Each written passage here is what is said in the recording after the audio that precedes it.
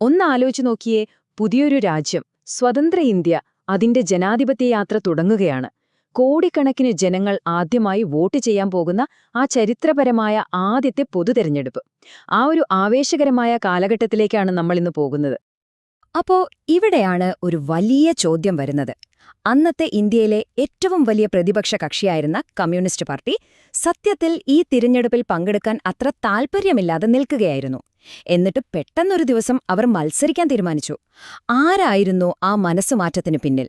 ആ ഉത്തരം കേട്ടാൽ നമ്മളൊന്ന് ഞെട്ടും, ഉറപ്പാണ്.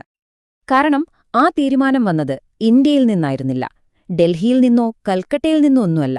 മറിച്ച് ആയിരക്കണക്കിന് കിലോമീറ്റർ അകലെ മോസ്കോയിലെ ക്രെംലിനിൽ നിന്ന്, സാക്ഷാൽ ജോസഫ് സ്റ്റാലിനിൽ നിന്നായിരുന്നു ആ നിർദ്ദേശം വന്നത്. അപ്പോ ഇതെങ്ങനെ സംഭവിച്ചു എന്നറിയണമെങ്കിൽ നമുക്ക് കുറച്ചൊന്ന് പുറകോട്ട് പോകണം, 1950ലേക്ക്. അവിടെ ഇന്ത്യൻ കമ്മ്യൂണിസ്റ്റ് പാർട്ടി നിലനിൽപ്പിനായി ഒരു വലിയ പോരാട്ടം നടത്തുകയായിരുന്നു. അതായത് പാർട്ടി ശരിക്കും പറഞ്ഞാൽ തകർച്ചയുടെ വക്കിലായിരുന്നു. എന്ത് ചെയ്യണമെന്നറിയാതെ പല ഗ്രൂപ്പുകളായി ഭിന്നിച്ച് ആകെ ആശയക്കുഴപ്പത്തിലായ ഒരു അവസ്ഥയിലായിരുന്നു അണികളും നേതാക്കളും. ഇപ്പോ കാണുന്നില്ലേ, ഇതാണ് പാർട്ടിക്കകത്തുണ്ടായിരുന്ന ആ വലിയ ഭിന്നത. ഒരു കൂട്ടർ പറയുന്നു, നമുക്ക് നഗരങ്ങളിൽ സായുധ വിപ്ലവം നടത്താം. മറ്റേ കൂട്ടർ പറയുന്നു, അല്ല, ഗ്രാമങ്ങളിലാണ് നമ്മുടെ ശക്തി, അവിടുത്തെ സായുധ പോരാട്ടം തുടരണം. ഫലമെന്തായി? രണ്ടു വഴിയും വിജയിച്ചില്ല. പാർട്ടി കൂടുതൽ ദുർബലമായി. അങ്ങനെ പാർട്ടിക്കകത്ത് തന്നെ ഒരു പരിഹാരവുമില്ലാതായപ്പോ നേതാക്കൾ ഒരു അവസാനത്തെ അടവ് പയറ്റി. അവർക്കൊരു ഉപദേശം വേണമായിരുന്നു. വെറുമൊരാളുടെയല്ല, കമ്മ്യൂണിസ്റ്റ് ലോകത്തെ അവസാന വാക്കായ ഒരാളുടെ ഉപദേശം തന്നെ വേണമായിരുന്നു. അങ്ങനെ 1951 തുടക്കത്തിൽ S A Dange, Ajoy Ghosh, C Rajeshwara Rao, M Basavapunnaiah തുടങ്ങിയ 4 പ്രമുഖ നേതാക്കൾ ഒരു അതീവ രഹസ്യ ദൗത്യവുമായി മോസ്കോയിലേക്ക് തിരിച്ചു. ഇന്ത്യൻ രാഷ്ട്രീയത്തിന്റെ തലവിധി തന്നെ മാറ്റാൻ പോകുന്ന ഒരു യാത്രയായിരുന്നു അത്. അപ്പോ ആ മീറ്റിംഗില് സ്റ്റാലിന്റെ റോള് എന്തായിരുന്നു? വെറുമൊരു ഉപദേശകന്റെ ആയിരുന്നില്ല.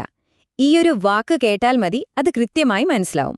സ്റ്റാലിൻ പെരുമാറിയത് ഇന്ത്യൻ വിപ്ലവത്തിന്റെ ഒരു ഹെഡ്മാസ്റ്ററെ പോലെയായിരുന്നു എന്നാണ് രേഖകൾ പറയുന്നത്. അതായത് അദ്ദേഹം നിർദ്ദേശിക്കുകയല്ല, കൽപ്പിക്കുകയായിരുന്നു. അതുകൊണ്ട് തന്നെ സ്റ്റാലിൻ വെറുതെ കുറച്ച് ഉപദേശങ്ങൾ കൊടുത്തുവിടുകയല്ല ചെയ്തത്.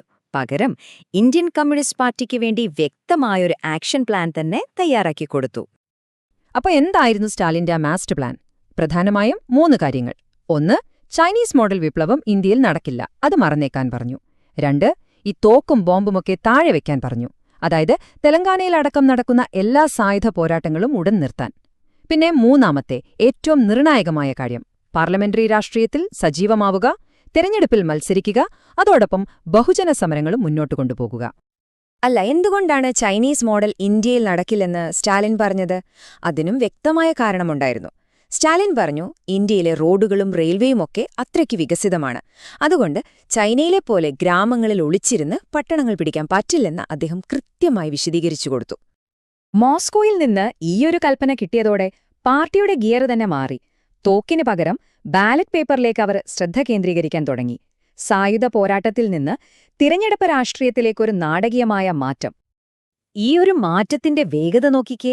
1950-ൽ തകരാൻ പോയ ഒരു പാർട്ടി 51ന്റെ തുടക്കത്തിൽ മോസ്കോയിൽ പോകുന്നു. തൊട്ടടുത്ത വർഷം 1952ൽ ഇന്ത്യയിലെ ആദ്യത്തെ പൊതുതെരഞ്ഞെടുപ്പിൽ മത്സരിക്കുന്നു. എന്തൊരു മാറ്റമാണല്ലേ!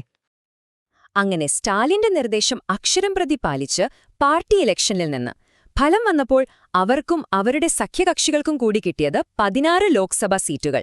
കേൾക്കുമ്പോൾ ഇതൊരു ചെറിയ നമ്പറായിട്ട് തോന്നാം, അല്ലേ? പക്ഷേ ആ 16 സീറ്റുകൾ കൊണ്ട് സംഭവിച്ചത് ഒരു ചരിത്രമാണ്.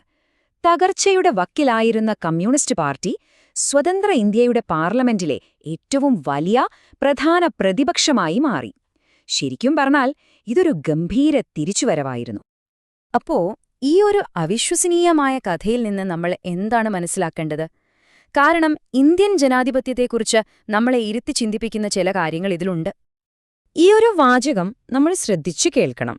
ഇന്ത്യൻ ജനാധിപത്യത്തിൽ പങ്കെടുക്കാനുള്ള കമ്മ്യൂണിസ്റ്റ് പാർട്ടിയുടെ തീരുമാനമെടുത്തത് ഡൽഹിയിലോ കൽക്കട്ടയോ അല്ല, ക്രെംലിനിൽ വെച്ചാണ് എന്നുള്ളത് നമ്മളെ ഇരുത്തി ചിന്തിപ്പിക്കുന്ന ഒരു സത്യമാണ്. ഒരു പരമാധികാര രാജ്യത്തെ സംബന്ധിച്ചിടത്തോളം എത്ര ഗൗരവമുള്ള കാര്യമാണത്. അതുപോലെ ഇതൊരു ഒറ്റത്തവണത്തെ ഇടപെടൽ മാത്രമായിരുന്നില്ല. മോസ്കോയിൽ നിന്ന് കിട്ടിയ ഈ തന്ത്രപരമായ ലൈനുണ്ടല്ലോ, അത് അടുത്ത 10 വർഷത്തോളം പാർട്ടിയുടെ എല്ലാ പ്രവർത്തനങ്ങളെയും നയങ്ങളെയും നിയന്ത്രിച്ചു. ആ വിദേശ സ്വാധീനം അത്രയും കാലം നീണ്ടുനിന്നു. ഇതെല്ലാം കേൾക്കുമ്പോൾ നമ്മുടെ മനസ്സിലൊരു ചോദ്യം വരും, അല്ലേ? ചരിത്രം എഴുതപ്പെടുമ്പോൾ ആരാണ് ശരിക്കും ആ പേന പിടിക്കുന്നത്? ആരുടെ തീരുമാനങ്ങളാണ് ഒരു രാജ്യത്തിന്റെ ഭാവി നിർണ്ണയിക്കുന്നത്? അധികാരത്തെയും ഒരു രാജ്യത്തിന്റെ പരമാധികാരത്തെയും കുറിച്ചൊക്കെ നമ്മളെ ചിന്തിപ്പിക്കുന്ന ഒരു വലിയ ചോദ്യമാണിത്.